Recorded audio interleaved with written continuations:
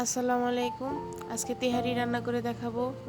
মাংসগুলো এরকম ছোট ছোট পিস করে কেটে নিছি। এখন মাংসটা রান্না করে নিব একদম ঘরোয়া মশলা দিয়ে। এই যে দেখতেই পারতেছেন, লং, এলাচ, দারচিনি, গোলমরিচ, তেজপাতা এগুলো এই যে গুঁড়া করে নিছি। তারপর ধনিয়া আর জিরা, এইটুকুই, আর কিচ্ছু দিব না। এখানে সব গরম মশলাগুলো দিয়ে পেঁয়াজটা ভেজে নিছি। এখন আদা রসুন দিয়ে দিলাম, একটু কষে আসলে তারপর মাংস দিয়ে দিব। খুবই সহজ পদ্ধতিতে, একদম ঘরোয়া উপকরণ, অনেক মজা লাগে, অনেক মানে সাধারণ মশলা দিয়ে রান্না করলে যে এত টেস্ট আমি বলে বোঝাতে পারবো না। আপনারা অবশ্যই রান্না করে দেখবেন। মাংসটা দিয়ে দিলাম, এখন মশলার সাথে কষিয়ে নিব। একটু মশলা এখনো দেই নাই, আদা রসুন পেঁয়াজ এটার সাথে একটু কষিয়ে নিব, তারপর মশলা দিয়ে দিব।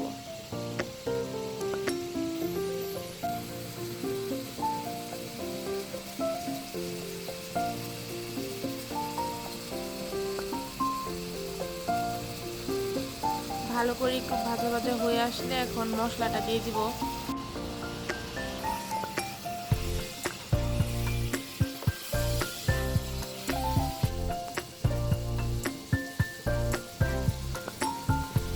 এখন এটা ভালো করে মশলার সাথে কষিয়ে নিব।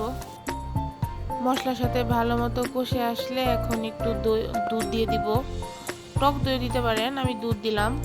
এখন ভালো করে মাংসটা সিদ্ধ করে নামিয়ে নিব। এখন চালটা ধুয়ে রেখেছিলাম, এটা এখন চালটা তেলে ভেজে নিব। আমি সরিষার তেল নিছি।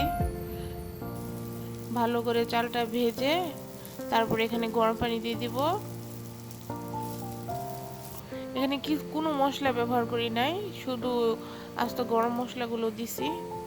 এগুলো দিয়ে তেলে একটু ফোড়নের মতো করে চালটা ভেজে নিলাম। ভেজে এখন গরম পানি দিয়ে দিচ্ছি। আমি এখানে 2 কাপ চাল নিছি আর 4 কাপ পানি দিছি। লবণ দিয়ে দিলাম স্বাদ মতো। এখন মাংসগুলো হালকা হয়ে সিদ্ধ হয়ে আসলে চালটা, মাংসটা দিয়ে এখন দমে বসিয়ে দিব।